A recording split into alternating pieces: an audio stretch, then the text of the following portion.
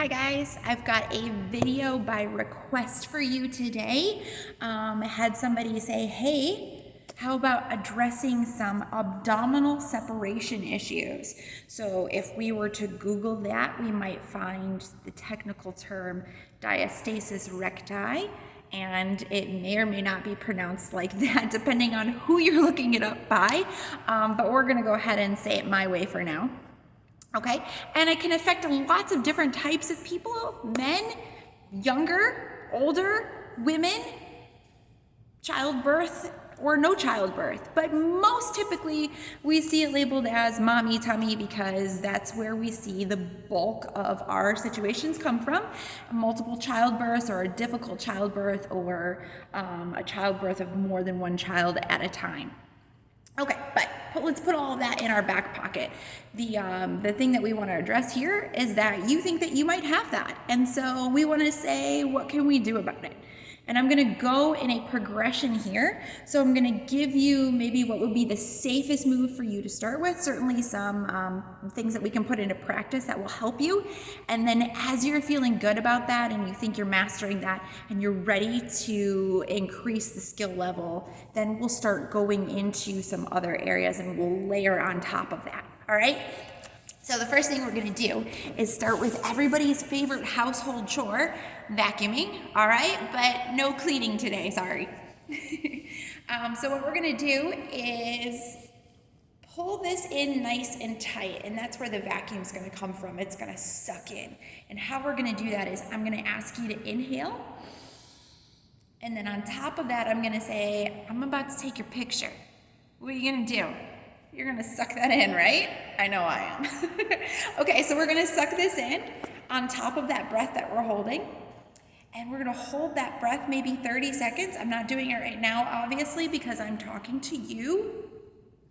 But then I'm gonna exhale without releasing this. So what does that look like? I've got a good demonstration for you because I just ate lunch. So here I am normally. There's my yogurt and everything that I had. All right, I'm gonna inhale. On top of that inhale, I'm gonna suck this in. Now I'm gonna exhale, but this didn't go anywhere. So I can still talk, but I'm gonna hold that nice and tight.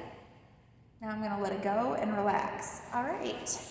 So that's something that we would wanna see you do maybe 5 times. We'll do 5 sets of that, and maybe we'll do that for 5 days and see how you're feeling after that first week. If things feel like they're tightening up, then that's awesome.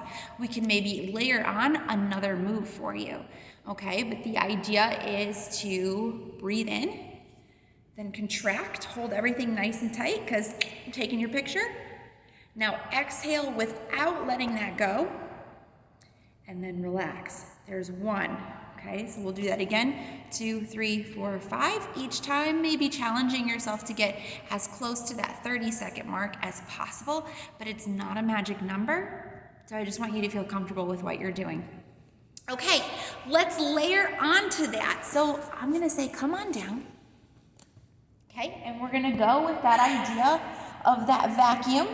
Okay, so I'm gonna inhale, and then on top of that, I'm gonna hold that navel in nice and close to my spine. And then from there, see this nice little space I have naturally underneath my back here? I'm gonna go ahead and do what we call in yoga, imprinting. So I'm gonna flatten my spine and I'm gonna erase that space, all right?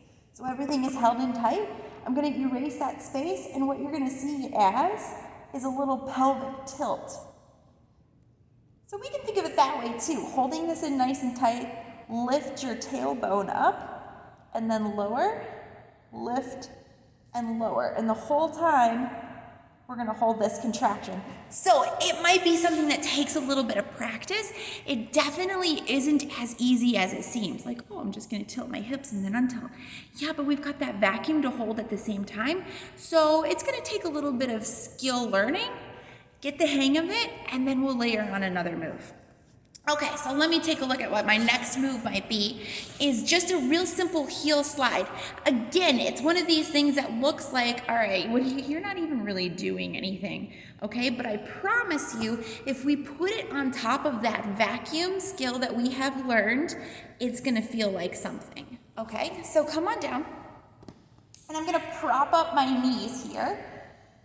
And then I'm gonna start with just one leg at a time. So I'm gonna slide that heel out and then pull it back. But don't forget about creating that vacuum first.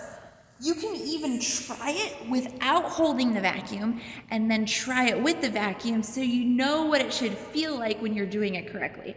I encourage that. Okay, so once we've got that one going, we'll do one, then we'll do the other. Now maybe I'm ready to alternate, or not alternate, but actually reciprocate. So I'm gonna do them at the same time. And that's definitely gonna feel different. It should feel like a low abdominal move. Okay, so we're ready to move on to something else. We've done our heel slides. We might be ready for a bridge. I'm gonna turn around this way, just for variety, okay? I'm gonna have my heels in fairly close, and I'm gonna take one leg out. All right. From here, I am moving in this direction.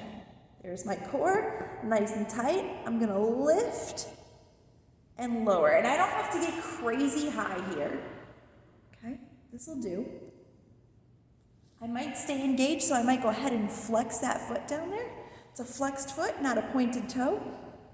Okay, and then we're gonna come up. And we're gonna lower, holding the vacuum. All right, so far so good. We're gonna move on. I'm gonna give you next the heel drops, okay? So, let's bring those knees up above my hips. Now here's something I'm a little stickler about, okay? This right here is more of a relaxed position than it is a working position. As I scoot away from you, you'll be able to see more of me in the frame here. All right. So here I am, knees above the hips, and I'm gonna start with just one heel and then the other. And I don't have to tap the ground. I'm gonna moderate according to my skill level. So this might be enough for me. That might feel like enough of a pull. I might even feel like I'm creating a little bit of a bunch here. So what I wanna do is make sure I can hold this in and drop the heel. If I can get to the floor, awesome. If not, it's okay, it's not required. And then of course, we always have the next step up, which is to move both those legs at the same time and be reciprocal with our motion. Okay, so we've covered a couple areas here. We've done our bridge, we've done our heel slide, we've done our heel drops. I'm gonna give you, let's see, one more where we're on our back, and then I'm gonna show you some other angles to work from. Okay, so this last one that we're gonna do, and again, this is a progression, so I've worked my way up to the point where I feel good about this next move. How about clapping? And you don't have to actually make the noise, but we'll clap under one leg, then the other, and then maybe both, okay?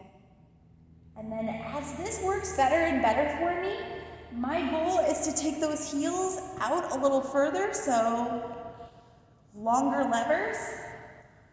One, two. Okay, now as you can see, that involves a sit-up at that point. So I have progressed far enough along that I think I can add that upper abdominal portion to the lower. All right, so we've got a lot working there. It's not the move that you start with, it's the move that you progress to. Let's talk about some other ways that we can work here. How about this side plank? And for this one, I'm gonna keep my knee down so I've got a little bit more real estate underneath me. And I'm gonna pick up that hip and then lower back down again. Now, if I wanna increase the workload here, I could stack those shoulders maybe, get up a little higher, maybe come behind the ear, but this'll do. All right, and then from there, last but not least, why don't we try coming into this tabletop position? It's really easy for me to get into this tabletop position and not realize that I haven't gone all the way to where I should be quite yet, because my knees should be a little bit more under my hips. So it's actually a little bit wider of a stance, hands under shoulders here, and then I'm gonna flatten my back.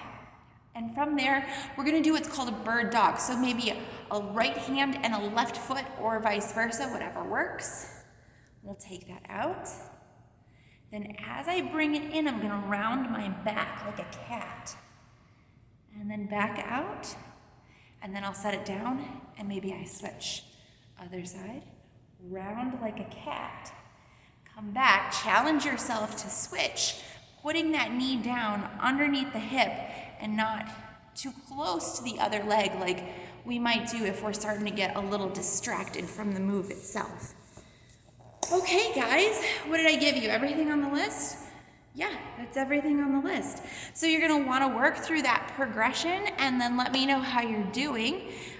This could take a while, okay? I've seen a lot of diastasis recti programs that are 12 weeks. So give yourself permission to make this progress slowly. And that 12 weeks is gonna depend on how often you're doing your homework within that. It's not a magic number either. So we can't hit week number 12 with only having practiced twice one week, maybe 3 times another week. Maybe we skip the whole third week altogether and think that at week number 12, we're there. We're gonna have to move through and have some really honest conversations with our body about where we are and if we're ready to make the next progression. Let me know how it goes. Always happy to fill any requests for you guys on anything else you wanna see. All right, you know the rules, right? Keep moving.